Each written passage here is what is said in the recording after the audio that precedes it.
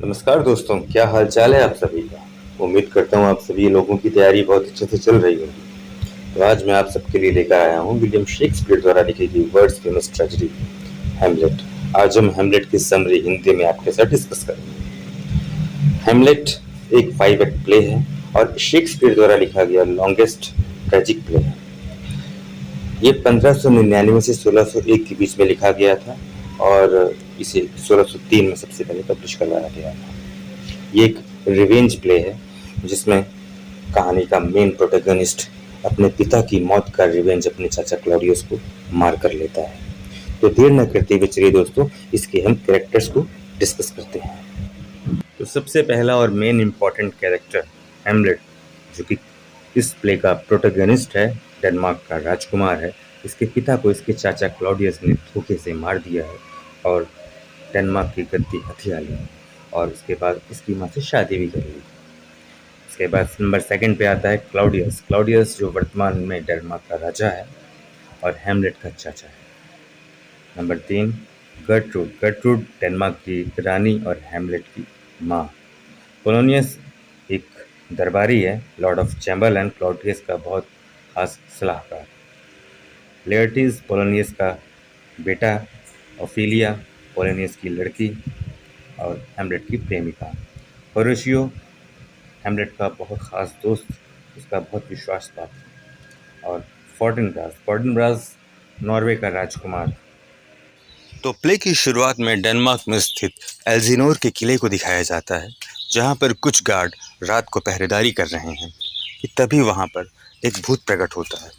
उस भूत को देख के सारे लोग बहुत डर जाते हैं और इस बारे में होरेशियो को बताते हैं। होरेशियो एक स्कॉलर है और हेमलेट का बहुत अच्छा दोस्त है। होरेशियो को उनकी इस बात पे बिल्कुल भी विश्वास नहीं होता है। वो सारे के सारे लोग उसे अपने साथ पहरे पे आने को कहते हैं ताकि वो स्वयं अपनी आंखों से उस भूत को देख सके। अब होरेशियो अगली रात उन सभी के साथ पहरे पे जाता है। ठीक रात 1 बजे वो भूत फिर से प्रकट होता है। होरेशियो भी उसको देख के बहुत डर जाता है। जब ध्यान से होरेशियो ऑब्जर्व करता है तो वो देखता है कि उस भूत ने वैसे ही कपड़े, वैसे ही कवच पहन रखे थे जैसे कि दिवंगत राजा हेमलेट ने अपने लास्ट युद्ध में पहन रखे थे, जो कि उसने नॉर्वे के अगेंस्ट लड़ा हुआ था। वो भूत से कुछ बात भी करना चाहता है लेकिन तभी भूत वहाँ से गायब हो जाता है। अब वो इस सारी चीज़ों को प्रिंस हेमलेट को बताना चाहता है। अब इधर प्रिंस हेमलेट अपनी माँ रानी गर्ट्रूड से मिलने के लिए रॉयल कोर्ट में गया होता है, जहाँ पर राजा क्लाउडियस अपने कुछ दरबारियों को और लोगों को ये सफाई दे रहा होता है कि उसने रानी गर्ट्रूड से शादी डेनमार्क को बचाने के लिए और डेनमार्क में फैली हुई इस शोक भरे माहौल को बैलेंस करने के लिए की।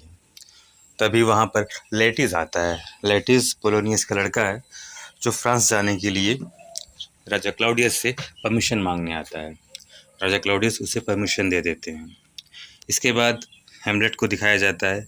हेमलेट को राजा क्लाउडियस और रानी गर्ट्रूड दोनों लोग कंसोल करते हैं और उसे समझाते हैं कि ये जीवन की वास्तविकता है। जिसका जिसका जन्म होता है उसकी मृत्यु भी अटल है, निश्चित है। इस संसार में पुत्रों के पिता हमेशा कभी भी नहीं रहते हैं, इसलिए अब इस दुख को छोड़ दो और मुझे ही अपने पिता के समान मानो। रानी गर्ट्रूड जो कि हेमलेट की माँ है, वो भी उसे कहती है कि बेटा अब तुम विटनबर्ग मत जाओ और यहीं डेनमार्क में रहो।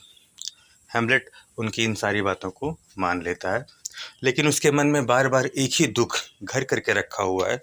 वो बार बार अपने मन में यही सोचता है कि उसकी माँ को इतनी क्या जल्दी पड़ी थी जो उसके चाचा क्लाउडियस से उन्होंने इतनी जल्दी शादी कर ली, क्योंकि अभी उसके पिता के निधन हुए 2 महीने भी पूरे नहीं हुए थे। उसके मन में बार बार ये प्रश्न उठता है कि कहाँ उसके चाचा और कहाँ उसके पिता।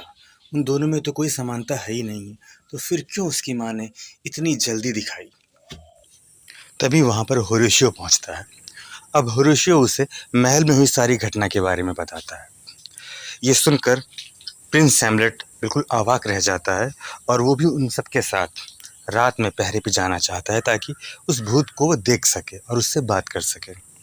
अब रात को प्रिंस हेमलेट होरेशियो के साथ महल पे होता है। तभी वहाँ पर भूत फिर से प्रकट होता है। अब भूत हेमलेट को अपने पास बुलाता है। अब इधर होरेशियो उसे भूत के पीछे जाने के लिए रोकता है वो डरता है कहीं ऐसे ना हो कि प्रिंस हैम्लेट को कोई नुकसान पहुंच जाए। लेकिन हैम्लेट किसी की बात की परवाह न करते हुए उस भूत के साथ पीछे पीछे चला जाता है।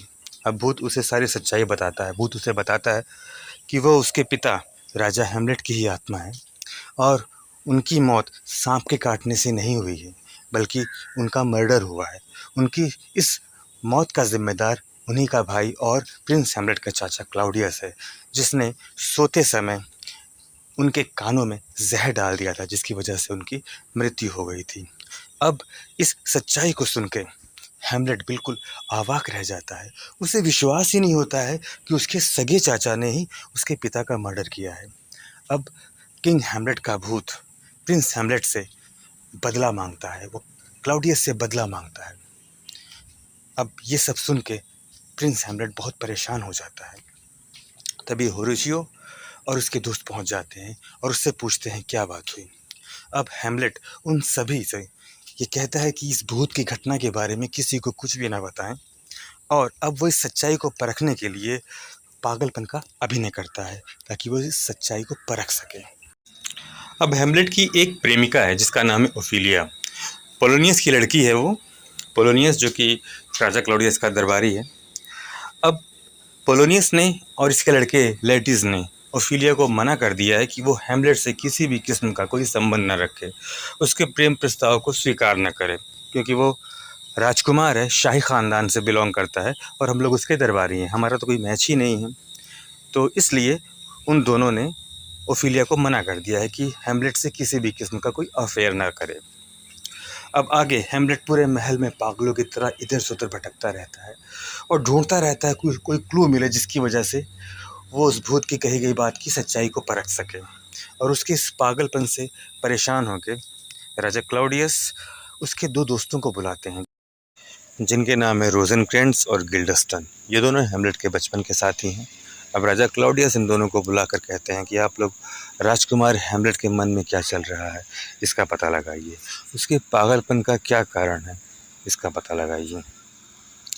दोनों लोग राजा से आज्ञा लेकर हैम्लेट से मिलने के लिए चले जाते हैं। अब राजकुमार हैम्लेट अपने दोनों मित्रों से मिलकर बहुत खुश होता है, लेकिन बातों ही बातों में उसे ये आभास हो जाता है कि इन दोनों को उसके चाचा यानी कि राजा क्लाउडियस ने उसकी जासूसी के लिए भेजा हुआ है। अब दूसरी ओर पोलोनियस जो कि दरबारी है, ओफिलिया का पिता है, राजा क्लाउडियस से मिलता है और उन्हें बताता है कि प्रिंस हैम्लेट के पागलपन का कारण उनकी पुत्री ओफिलिया के प्रति उनका प्रेम है। अब इस बात को प्रूव करने के लिए वो अपनी पुत्री ओफिलिया को हैम्लेट के पास भेजता है और दोनों लोग राजा क्लाउडियस और पोलोनियस छुपकर उनकी बातें सुनते हैं। अब हैम्लेट शुरू में तो ओफिलिया से नॉर्मली बात करता है, लेकिन उसके बाद उसको डाउट होता है कि इन सब के पीछे राजा क्लाउडियस ही है। अब वो बहुत र्यूडली ओफिलिया से बात करता है और उसे कहता है कि उसे तो नन बन जाना चाहिए और शादी विवाह में तो वो पूरे प्रतिबंध लगा देगा, उसका कोई इसमें इंटरेस्ट नहीं है। ये सब सुनकर ओफिलिया बहुत दुखी हो जाती है। अब उन दोनों की बातचीत को सुनकर क्लाउडियस को ये विश्वास हो जाता है कि प्रिंस हैम्लेट के पागलपन का कारण उसका ओफिलिया के प्रति प्रेम नहीं है, बल्कि कोई और बात है। अब उधर रोज़ेनक्रेंट्ज़ और गिल्डस्टन प्रिंस हैम्लेट को एक नाटक मंडली से मिलवाते हैं जो कि उनके साथ ही डेनमार्क आई थी। प्रिंस हैम्लेट नाटक मंडली के कलाकारों से मिलकर बहुत प्रभावित होता है, बहुत खुश होता है और उसके दिमाग में तुरंत एक योजना आती है, क्यों ना अपने पिता के मर्डर की सच्चाई इस नाटक मंडली के ज़रिए ही परखी जाए। वह ड्रामा कंपनी से अपने महल में एक नाटक खेलने को कहता है और उस नाटक में सारे सीन वैसे ही रिक्रिएट करवाता है जिस प्रकार से उसके पिता को धोखे से कानों में जहर डाल के मार दिया गया था। ड्रामा का नाम रखा जाता है द मर्डर ऑफ गोंजागो और द माउस ट्रैप। अब राजा क्लाउडियस और रानी गर्ट्रूड ये सुनकर बहुत खुश होते हैं कि राजकुमार हैम्लेट धीरे धीरे बदल रहा है। अब सभी लोग महल में नाटक देखने के लिए आते हैं। हैम्लेट नाटक की ब्रीफिंग करके उनको बताता है। नाटक में जैसे ही कानों में जहर डालने का सीन आता है, वो देख कर राजा क्लाउडियस बेचैन हो जाता है। उसके चेहरे पर अपराध भाव झलकने लग पड़ता है। वो खुद को गिल्टी फील करता है और तुरंत नाटक छोड़ के वहाँ से चला जाता है। यह देख कर प्रिंस हैम्लेट को तुरंत डाउट हो जाता है, उसका शक बिल्कुल दूर हो जाता है। वो जान लेता है कि उसके पिता का मर्डर उसके चाचा राजा क्लाउडियस ने ही किया हुआ है। राजा क्लाउडियस के एकाएक उठ के चले जाने से रानी गर्टरूड को बहुत ख़राब लगता है और अपने पुत्र हैमलेट को अपने पास मिलने के लिए बुलाती हैं। अब जब हैमलेट अपनी माँ से मिलने के लिए जा रहा होता है, रास्ते में राजा क्लाउडियस को घुटने पर झुककर प्रार्थना करते हुए देखता है। वो उसे मारना चाहता है, लेकिन भगवान से प्रार्थना करने के कारण वो उसे छोड़ देता है, क्योंकि ऐसा करने पर राजा क्लाउडियस को स्वर्ग मिल जाएगा, जिसके लिए वो बिल्कुल भी योग्य नहीं था। अब वो अपनी माँ से मिलता है और उन्हें बहुत भला बुरा कहता है। उसकी बहुत उनसे कहा सुनी होती है, क्योंकि उसे अब सब कुछ पता लग गया है। वो उन्हें कोसता है कि उन्होंने राजा क्लाउडियस से क्यों शादी की है, उन्होंने उसके ही चाचा क्लाउडियस से क्यों शादी की है, क्योंकि उसका और उसके पिता का तो कोई मैच ही नहीं है। तभी पर्दे के पीछे कुछ हलचल होती है। अब हैमलेट को लगता है कि पर्दे के पीछे राजा क्लाउडियस छुपा हुआ है। अब वो तुरंत पर्दे के आर पार अपनी तलवार घोंप देता है, जबकि पर्दे के पीछे पोलोनियस छुपकर उनकी बातें सुन रहा होता है और धोखे में पोलोनियस मर जाता है। यह देखकर रानी बहुत डर जाती है। तभी राजा हैमलेट का भूत वहाँ फिर से प्रकट होता है और अपने पुत्र प्रिंस हैमलेट को याद दिलाता है कि उसे क्लाउडियस को मारना है और रानी को उसके कर्मों पे छोड़ दो। अब डरी हुई रानी सीधे राजा क्लाउडियस के पास जाकर सब कुछ बता देती है। अब हैमलेट को राजा क्लाउडियस तुरंत डेनमार्क से बैनिश कर देता है और उसके दोनों दोस्तों रोजेनक्रेंट्ज़ और गिल्डस्टन के साथ इंग्लैंड भेज देता है। वो एक सीलबंद लिफाफा भी रोजेनक्रेंट्ज़ और गिल्डस्टन को देता है और कहता है कि ये आपको इंग्लैंड के राजा को दे देना है।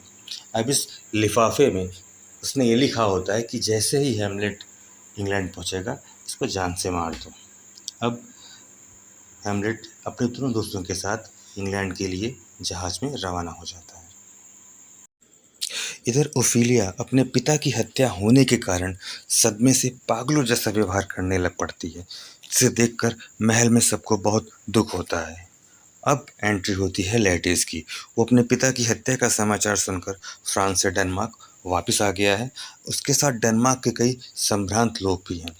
अब वो राजा क्लाउडियस से मिलता है और अपने पिता के हत्यारे के बारे में पूछता है और कहता है कि मैं उस हत्यारे को मारकर अपने पिता की हत्या का बदला लूँगा।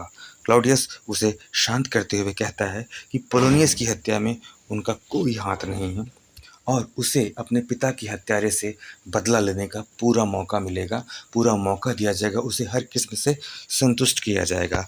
अब वो शांत हो जाए। अब उधर कुछ नाविक होरेशियो को मिलते हैं और उसे एक हैमलेट का पत्र देते हैं, जिसमें हैमलेट ने ये लिखा था कि इंग्लैंड जाते वक्त समुद्री डाकुओं ने उसके जहाज़ पर हमला कर दिया था और उसे पकड़ लिया। अब उसे वापस उन लोगों ने डेनमार्क भेज दिया है। और वो पत्र में ये भी लिखता है कि इन नाविकों को राजा रानी के पास भी भेज देना, ताकि राजा रानी को भी उसके वापस आने का जानकारी मिल जाए, समाचार मिल जाए। अब होरेशियो उन्हें राजा के पास भिजवा देता है। अब क्लाउडियस लेटिस के साथ जहाँ पर बात कर रहा होता वहाँ ये नाविक पहुँचते हैं और उसे हैमलेट का लिखा हुआ पत्र दे देते हैं। पत्र पढ़कर हैमलेट के वापस आने की बात सुनकर क्लाउडियस बहुत ज़्यादा घबरा जाता है। अब वह लेटिस को बताता है कि उसके पिता की हत्या हैमलेट ने ही की थी और वह लेटिस को अपने पिता की हत्या का बदला लेने में पूरी मदद करेगा। वह उन दोनों के बीच में एक फेंसिंग मैच करवाएगा, एक तलवारबाजी का मुकाबला करवाएगा और लेटिस की तलवार की नोक पर जहर लगा देगा। अगर मुकाबले में लेटिस हैमलेट को एक भी स्क्रैच लगा देगा या एक भी खरोंच मार देगा, तो हैमलेट उस जहर के असर से मर जाएगा। और अगर ऐसा ना हुआ तो सेकंड प्लान के तौर पर उसने हैमलेट के पीने के लिए जहर से भरा हुआ एक शराब का प्याला रखा हुआ था, जो कि उसको मुकाबला ख़त्म होने के बाद पीने को देगा। अब हैमलेट उस जहर भरे प्याले को पिएगा और जहर के असर से मर जाएगा। अब इसी बीच रानी गर्टरूड वहाँ पर आती है और ये बताती है कि ओफिलिया नदी में डूबकर मर गई है। अब ये बात सुनकर लेटिस दुख से पागल हो जाता है और तुरंत अपनी बहन को ढूंढने के लिए वहाँ से निकल जाता है। अब 5वें एक्ट की शुरुआत एक ग्रेवयार्ड से होती है, जहाँ पर कुछ मजदूर ग्रेव डिगर्स एक कब्र तैयार कर रहे हैं। तभी वहाँ पर हैमलेट और होरेशियो आते हैं। हैमलेट उनसे पूछता है कि वह किसके लिए कब्र तैयार कर रहे हैं, तो ग्रेव डिगर्स उनको सीधा सीधा जवाब न देकर पहेलियों में जवाब देते हैं। तभी हेमलेट क्या देखता है, वहाँ पर राजा क्लाउडियस, रानी गर्टरूड, लेडीज और कई सारे लोग एक डेड बॉडी के साथ ग्रेवयार्ड की तरफ आ रहे हैं। अब जब ध्यान से हेमलेट देखता है तो वो देखता है वो उसकी प्रेमिका ओफिलिया का ही शव है। अब अपनी प्रेमिका ओफिलिया को मरा हुआ देखकर हेमलेट को बहुत दुख होता है और वो उसकी कब्र में कूद जाता है और बोलता है कि वो ओफिलिया से इतना प्रेम करता है जितना कि 40,000 भाई भी नहीं कर सकते। अब वहाँ पर लेडीज भी होता है। अब लेडीज में और हेमलेट में बहुत झगड़ा होता है, लेकिन दोनों को बहुत जल्दी छुड़ा दिया जाता है, अलग अलग कर दिया जाता है। हेमलेट को होरेशियो चर्च यार्ड से बाहर लेके चला आता है और राजा क्लाउडियस लेडीज को अपनी तरफ ले आता है। अब हेमलेट होरेशियो को बताता है कि राजा क्लाउडियस ने उसे इंग्लैंड भेजकर वहाँ मरवाने का प्लान बनाया था। उन्होंने एक सील्ड चिट्ठी उसके दोस्तों को इंग्लैंड के राजा के लिए दी थी, जिसमें लिखा था कि जैसे ही हेमलेट इंग्लैंड पहुँचेगा उसे जान से मार दिया जाए। पर मैंने वो चिट्ठी बदल दी और उसमें अपना नाम हटाकर रोज़ेनक्रेंट्ज़ और गिल्डेस्टन का नाम लिख दिया था और डेनमार्क आ गया। तभी ऑसरिक नाम का एक दरबारी आता है। वो हेमलेट को बताता है कि राजा ने उसके और लेडीज के बीच में एक फेंसिंग मैच रखा है, एक तलवारबाजी का मुकाबला रखा है। अब इसको हेमलेट एक्सेप्ट कर लेता है। अब हेमलेट और लेडीज में तलवारबाजी का मुकाबला होता है। अब पहली हिट हेमलेट जीतता है, जिस पर राजा उसको जहरीली शराब का प्याला ऑफर करता है, लेकिन हेमलेट उसे रिफ्यूज़ कर देता है। लेकिन रानी गर्टरूड खुशी खुशी में वही शराब जिसमें कि जहर मिली हुई है उसको पी लेती है और जहर के असर से गिर के मर जाती है। अगले राउंड में लेडीज हेमलेट को तलवार से जख्मी कर देता है, लेकिन अब मुकाबले के दौरान उनकी तलवारें आपस में बदल जाती हैं। अब हेमलेट के हाथ में लेडीज की जहर लगी तलवार होती है और लेडीज के हाथ में हेमलेट की तलवार होती है। अब हेमलेट भी लेडीज को जख्म दे देता है। अब लेडीज को पता लग जाता है कि वो अब उस जहर के असर से मर जाएगा। अब वो हेमलेट से मरते मरते माफ़ी मांगता है और बताता है कि ये सारा प्लान राजा क्लाउडियस का था। उसी ने शराब के प्याले में और तलवार पर जहर का इस्तेमाल करवाया था। अब हेमलेट को बहुत गुस्सा आता है और वो मरते मरते राजा क्लाउडियस को उसी जहर लगी तलवार से मार देता है और बची हुई जहरीली शराब भी पिला देता है। अब इधर अपने मित्र हेमलेट को मरता हुआ देखकर होरेशियो को बहुत दुख होता है और वह भी मरना चाहता है, सुसाइड करना चाहता है, लेकिन हेमलेट उसे ऐसा करने से रोक देता है और कहता है कि उसे तो जीवित रहना है और जीवित रहकर उसकी ट्रेजिक स्टोरी इस पूरे संसार को बतानी है। और इस डेनमार्क का राजा अब प्रिंस फोर्टिनब्रास, जो कि नॉर्वे का राजकुमार है, उसको बना देना है। अब उधर नॉर्वे का राजकुमार फोर्टिनब्रास पोलैंड को जीत कर डेनमार्क वापस आ रहा है। अब जब डेनमार्क पहुंचता है तो वहाँ का सीन देखकर वो बहुत घबरा जाता है, लेकिन तब होरेशियो उसे हेमलेट की पूरी कहानी बताता है, जिसे सुनकर फोर्टिनब्रास हेमलेट से बहुत प्रभावित होता है और उसके शव को वीर सैनिक के भांति सम्मान देता है। तो दोस्तों, ये थी हेमलेट की समरी। उम्मीद करता हूँ आपको अच्छे से समझ आई होगी।